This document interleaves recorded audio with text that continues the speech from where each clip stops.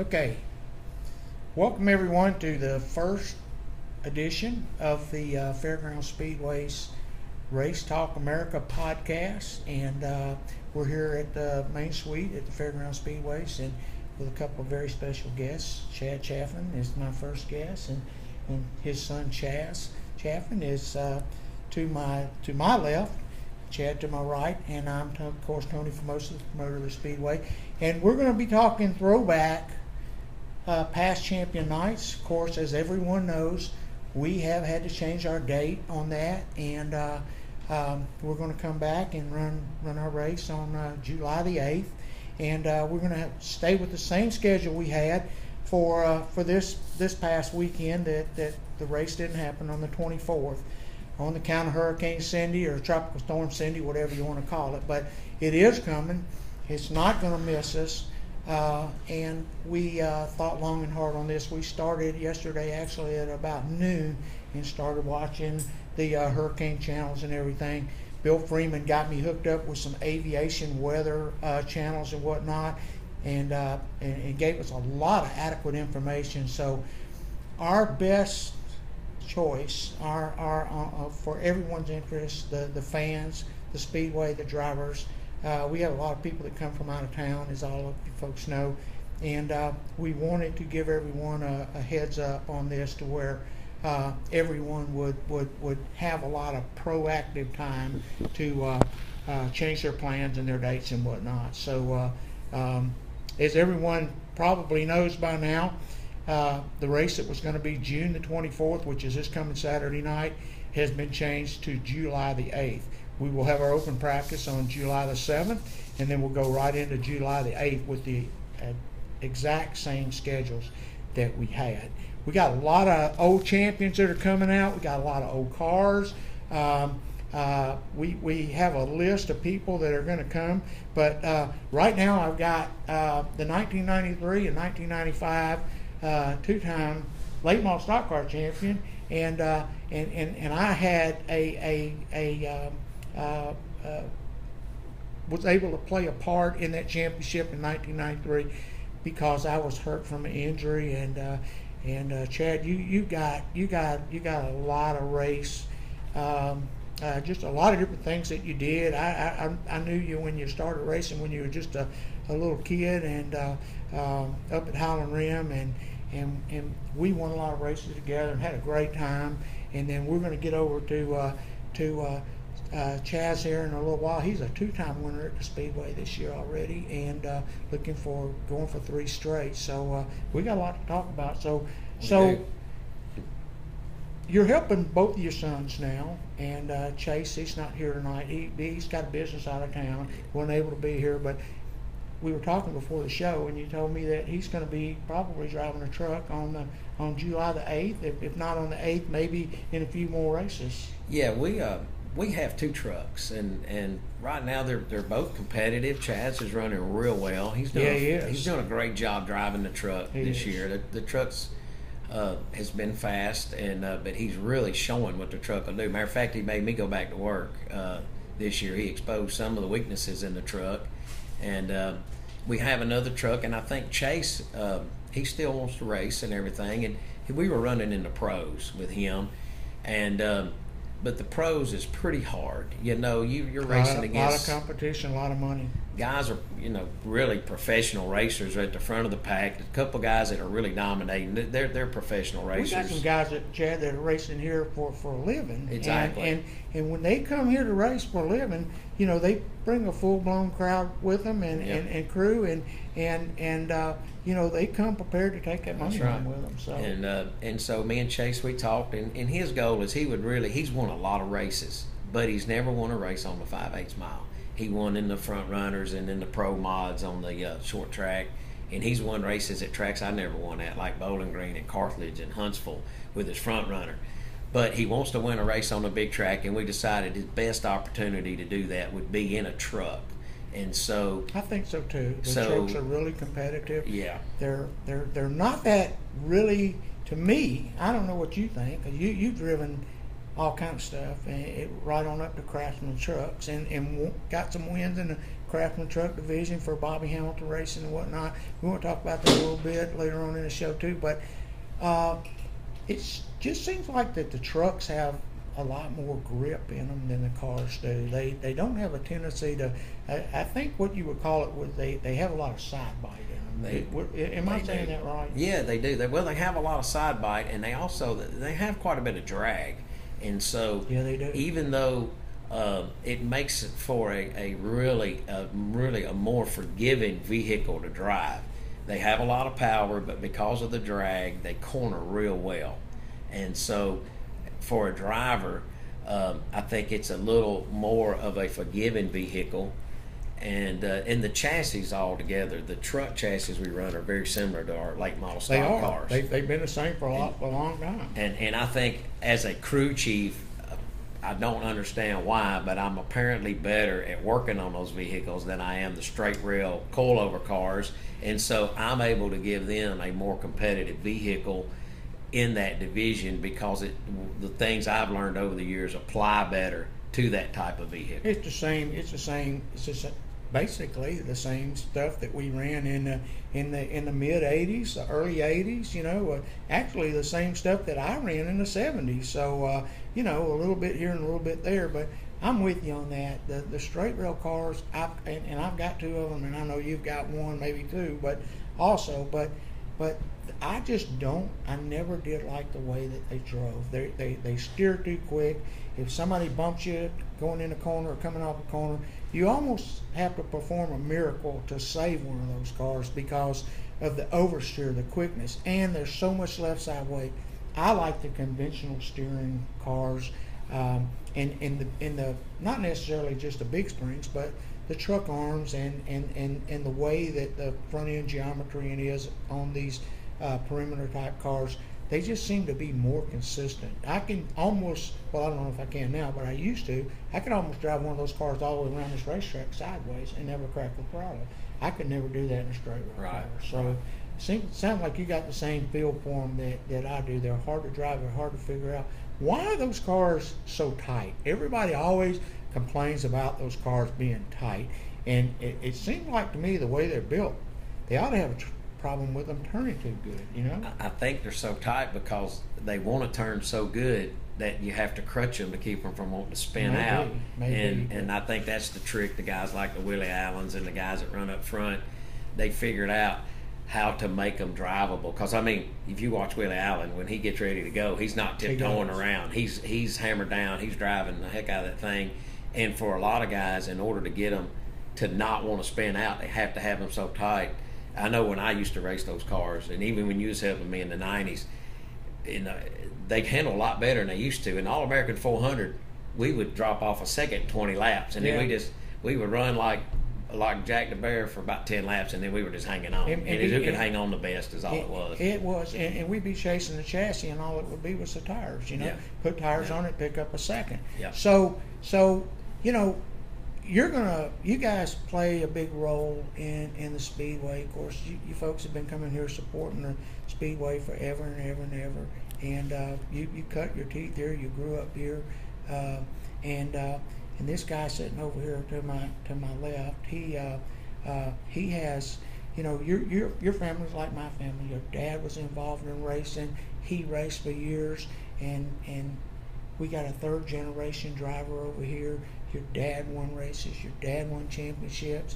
And then he gave you the controls.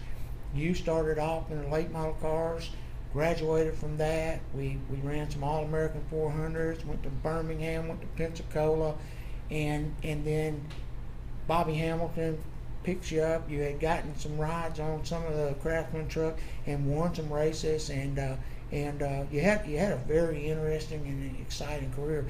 And I still think you may be good for one or two under your belt right now. But I got to ask you, throughout all the years and all the stuff that you drove, and now you're helping your sons and having a great time doing that and being very successful, what is your most memorable win or the most exciting thing you ever did? Was it one of your championships, or was it one of the races you won, or what was it? Do you know? Well, I could probably put my finger on one thing.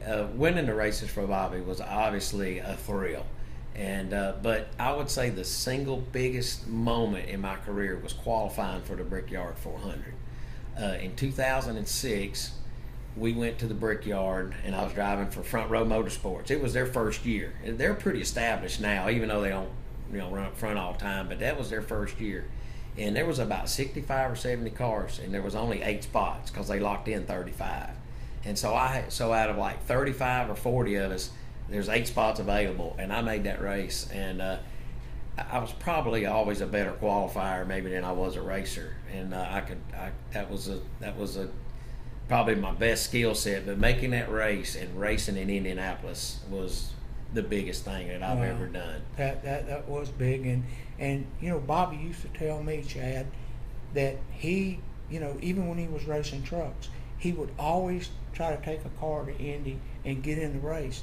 And I asked him, I said, so why do you set aside your Craftsman truck racing and go after that Indy race? He said, because it pays more to start that race than it paid to win the truck race at Daytona doing Speed Week. I think we won $127,000 or $8,000 for making that race. Unbelievable. Just to qualify. And so when I went out to qualify, and I knew it would pay, that was last place, paid $125,000.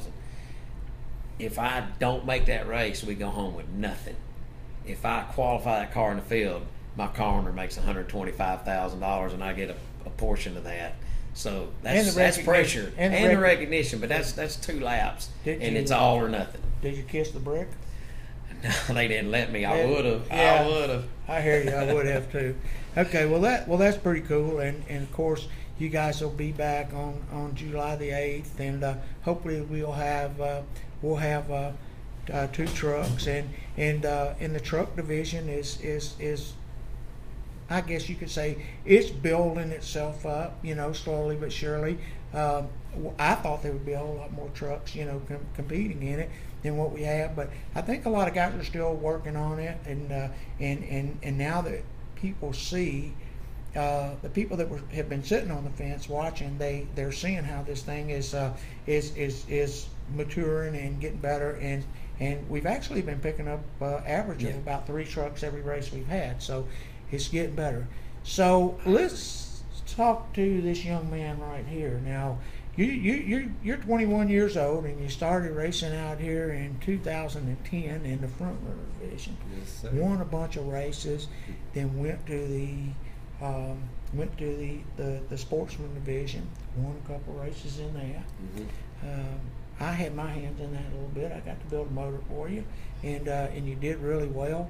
And I think I originally built that car that you built drove, the chassis and the car that we started with. And that was a really good race car, and did really well.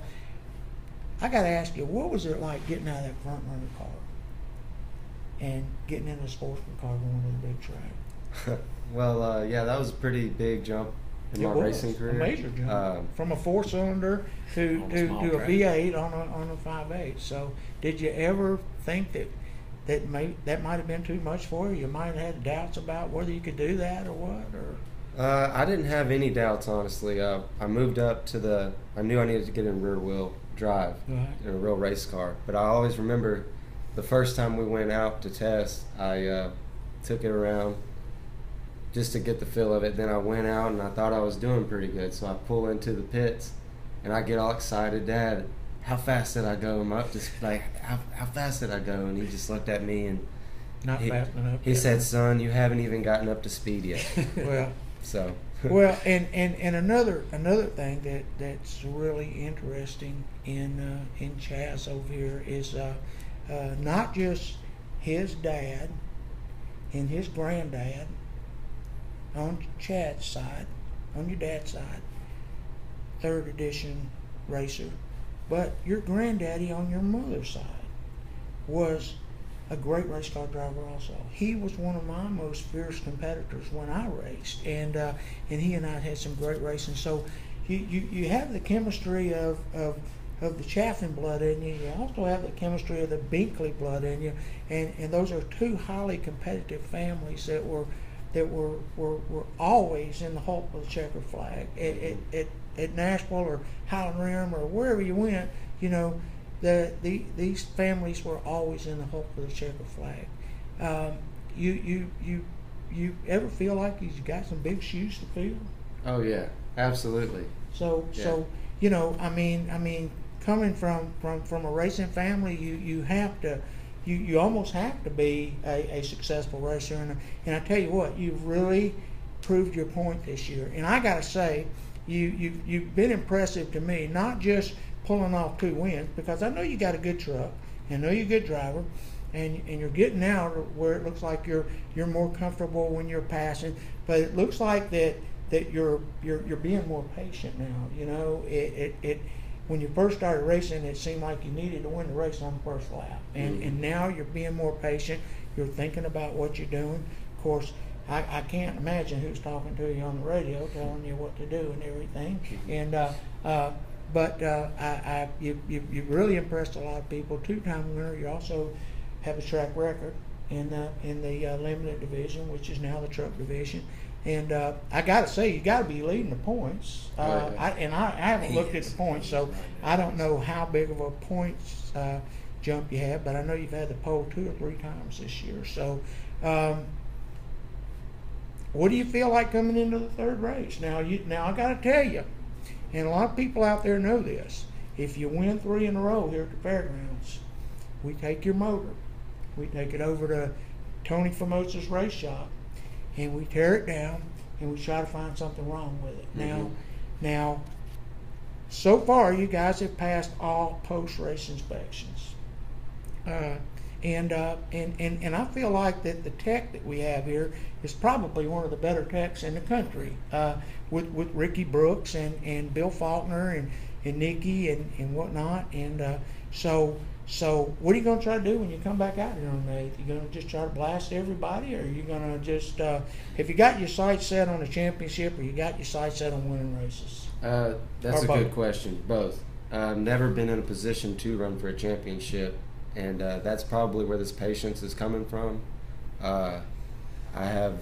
There's a bigger picture at the end of the year that I want to accomplish, and it'll mean a lot to me. But I'm going to come out on fire for this next race, but I think I got my work cut out for me with that man right there. So We'll see. Well, I think so, and there's a lot of other guys. There's a lot of competition in the trucks. Even though you've won a couple of races, you also won one by protest, and by DQ. But we'll take them any way we can get them. I mean, you've won 2 races. You got 2 guitars at home, and so it doesn't matter how you win them. If you win them, you win them. But the deal is that a lot of people, Chad, a lot of these trucks look like that they're starting to get faster. They're starting to progress, and you're not sitting still. You're trying to get faster too.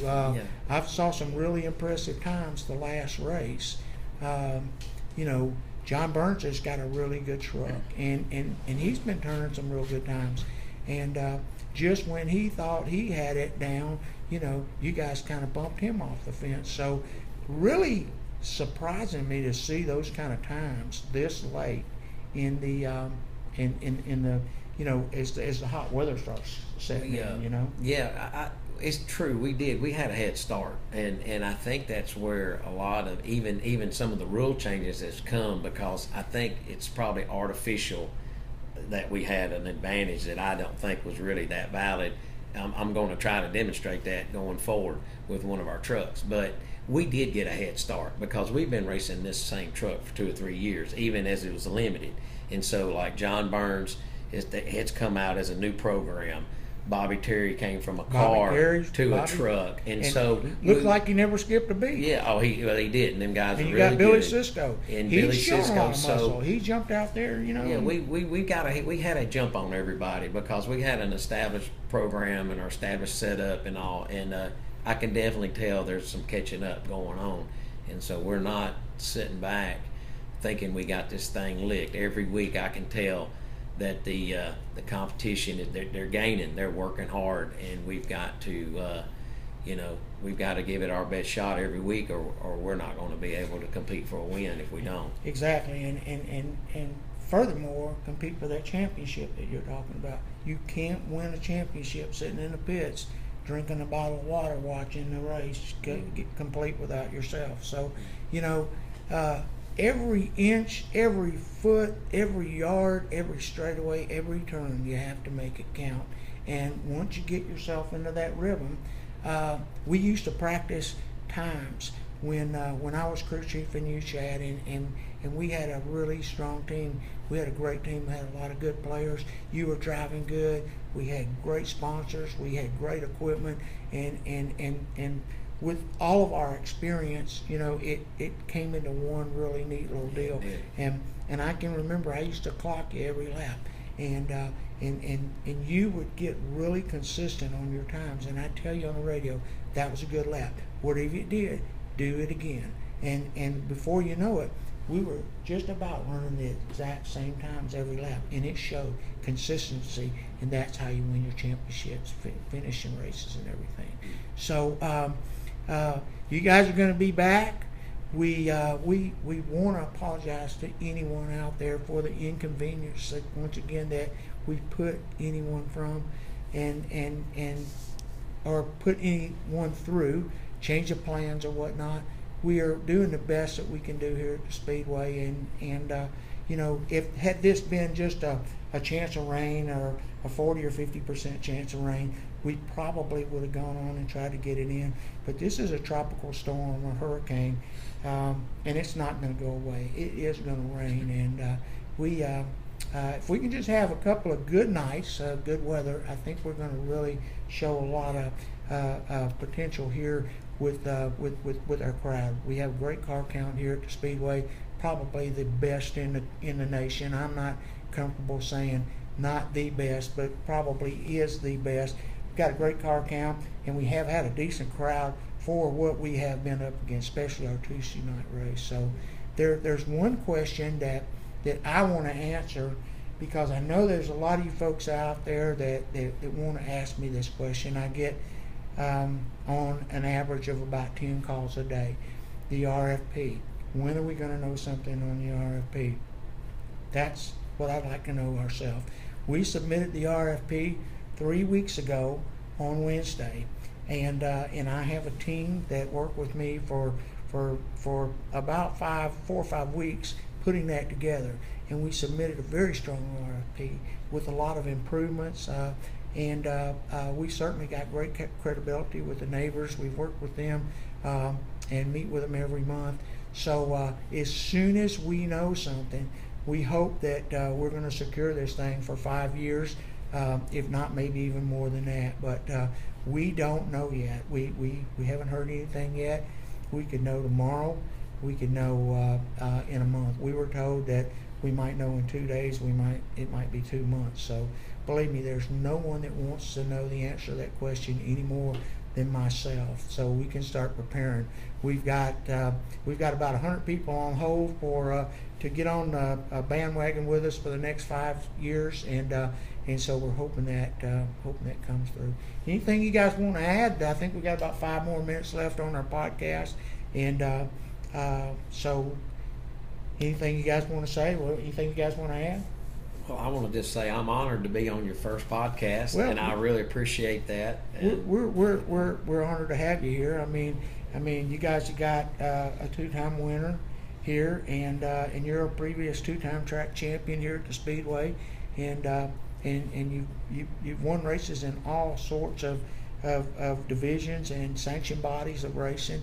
Got the hardware to prove it, and this young man right here, he's really shown a lot of muscle this year. At 21 years old, he can't do anything but get better. So we're really proud to have you here racing with us, and you conduct yourself in a very good manner on and off the track, and we're very proud to call you one of our own. Thanks, so Tony. Good luck on the 8th, and I guess we'll see you guys on the 7th on practice night, and be here July the 8th. Thanks a lot for watching.